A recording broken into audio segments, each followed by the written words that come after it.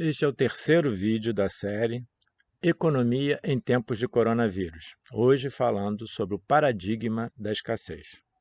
Meu nome é Paulo Roberto da Silva, eu sou professor da Faculdade de Administração da Universidade Federal Fluminense, Niterói, Rio de Janeiro, e autor do livro Economia, Consciência e Abundância, que fundamenta essa série. Nos vídeos anteriores nós falamos sobre escassez. Nós vimos que enfrentamos uma séria crise socioambiental provocada por essa orientação econômica secular que nos transforma em agentes de destruição das relações sociais e do meio ambiente, porque está fundamentada no conceito da escassez. Vimos também que a expansão dessa economia, normalmente medida pela evolução do PIB, quando essa economia se expande, ela provoca a expansão da escassez, a concentração de poder e a desigualdade. Então, supor que essa economia é capaz de, na sua expansão, ajudar na superação da crise socioambiental que nós estamos vivendo, é uma contradição em termos. Então, antes de nós começarmos a tecer maiores comentários sobre o paradigma da escassez, é necessário caracterizar uma diferença muito grande em relação a esse conceito. Uma possibilidade de interpretação é fingir que você não está num ambiente de escassez para parecer que você está experimentando abundância. Esse não é o objetivo da nossa proposta. Nossa proposta é identificar onde existe escassez de fato e tomar as providências necessárias para tentar mitigar os efeitos nefastos dessa escassez, se de preferência eliminá-la. Agora, outra coisa completamente diferente, isso sim é o objeto da nossa discussão, que é orientar o comportamento das pessoas com base no conceito da escassez, que é o praticado pela teoria econômica predominante. De várias tendências, essa teoria econômica predominante é a reunião de todas as orientações econômicas que estão fundamentadas no conceito da escassez. Então, quaisquer que sejam os nomes dados para essas abordagens, por mais charmosos que sejam, economia do bem-estar, desenvolvimento sustentável, se elas estão amparadas no conceito da escassez, é a escassez que gera o conceito de valor, então elas são objeto da crítica que nós estamos elaborando nesse vídeo. Então, feito esse esclarecimento, é interessante definir os conceitos de escassez e, no nosso caso específico, abundância. Esse é o divisor de água entre a proposta que nós vivemos secularmente e a proposta que está no nosso livro. Então, escassez, para o nosso contexto, é dificuldade de acesso aos recursos que satisfazem as nossas necessidades e desejos. Pelo contrário, abundância é facilidade de acesso aos recursos que satisfazem as nossas necessidades e desejos.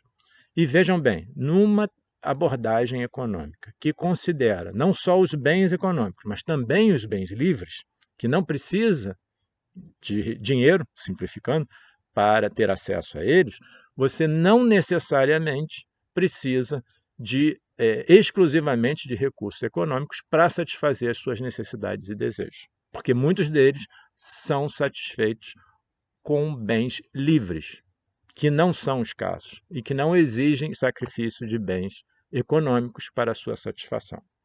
Então, essa é a definição de escassez e abundância para o escopo do nosso trabalho. Então, agora vamos aprofundar um pouco mais o que significa adotar o paradigma da escassez.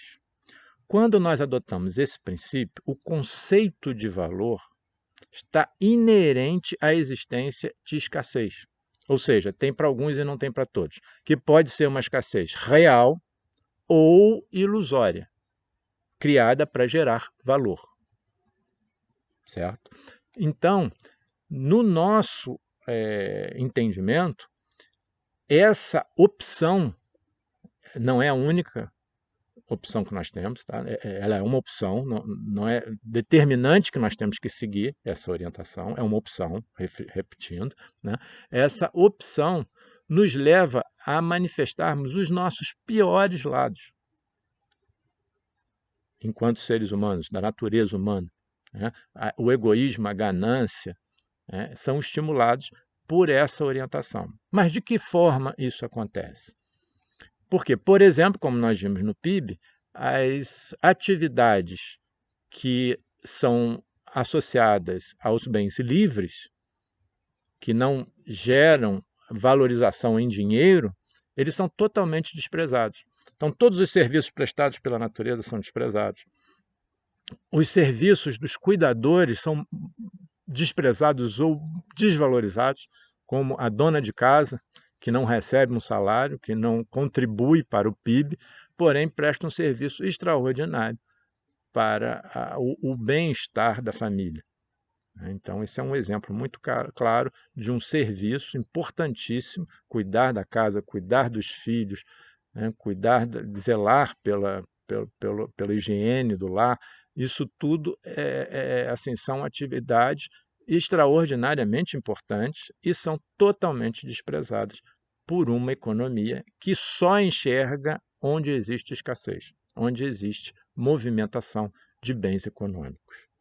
Então, nós já verificamos que todas as ações altruístas, voluntariado, etc., elas são totalmente desprezadas, consequentemente, são desestimuladas. E quais são as atividades que são valorizadas? Aquelas atividades que materializam as piores características humanas. Vamos dar um exemplo disso. Vocês já devem ter visto, em algum tipo de mídia, informações sobre produtores de alimentos que destroem a sua produção porque o preço do produto está baixo no mercado. Vocês já devem ter observado isso. Já tivemos várias notícias sobre cebola, sobre tomate, sobre leite. Pessoas jogando leite fora porque o preço está baixo. Então, o que significa essa atitude? Eu estou destruindo o meu produto porque não tem ninguém passando fome? Não. No Brasil tem milhares de pessoas passando fome e as pessoas destroem alimentos preciosos para mitigar a fome dessas pessoas. Por que nós fazemos isso? Porque esses produtos não encontram no mercado pessoas com dinheiro suficiente para comprá-los. Mas tem um exército de pessoas que não têm dinheiro para comprá-los, que não têm acesso, escassez, né, aos recursos que satisfazem a necessidade dela de alimentação. Então, como tem poucas pessoas com recursos para comprar esses alimentos, então os produtores estragam produtos, embora tenha milhares de pessoas passando fome, precisando daquele recurso. Eles destroem. Para quê? Para ter menos recursos, para dificultar o acesso das pessoas a esse produto que ele produz.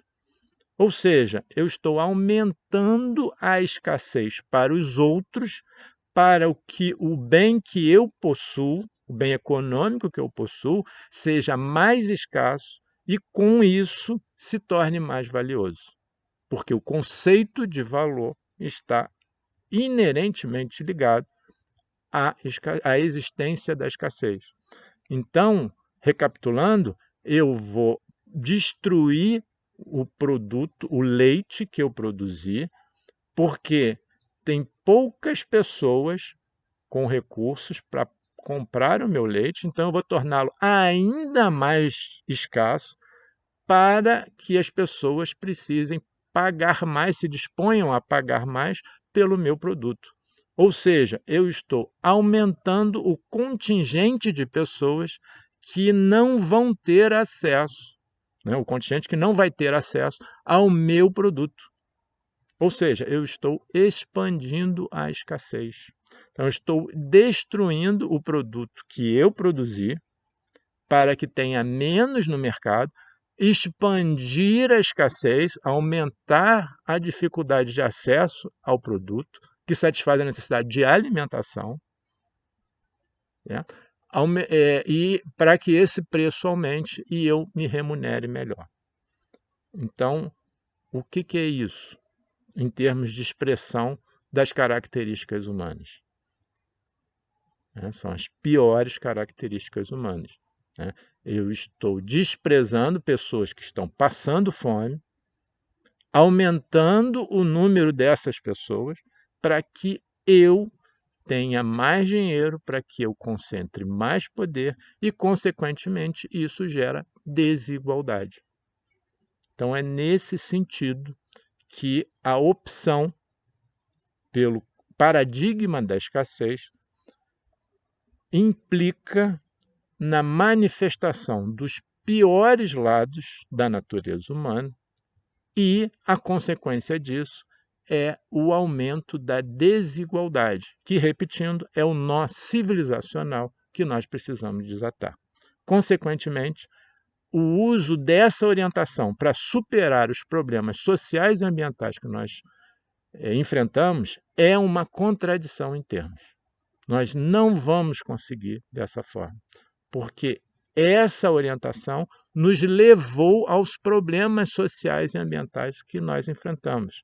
Logo, não é capaz de contribuir para a sua superação. Nós temos que encontrar uma outra orientação econômica que não esteja baseada no paradigma da escassez para nos orientar para a superação desses problemas sociais e ambientais seríssimos que nós vivemos. Então, essa é a proposta do nosso trabalho, de oferecer uma teoria econômica diferente da teoria econômica predominante, que é baseada na abundância. Então, ela tenta expandir a abundância, a inclusão de todos para a satisfação das suas necessidades e desejos, e reduzindo, assim, a enorme, inédita desigualdade que nós enfrentamos. Então, essa é a proposta do nosso trabalho, e fica aqui a responsabilidade que nós devemos ter em relação aos nossos comportamentos cotidianos e verificar a cada comportamento ele estimula a escassez ou a abundância. Então, está no nosso colo essa responsabilidade e nós podemos ignorá-la e seguir nessa orientação destrutiva que nós vivemos, ou abraçá-lo e tentarmos, na medida do possível, evitar comportamentos que expandam a escassez e produzir o máximo possível de comportamentos que estimulem a abundância. Só assim nós seremos capazes de superar essa crise civilizacional que nós estamos enfrentando. Muito obrigado.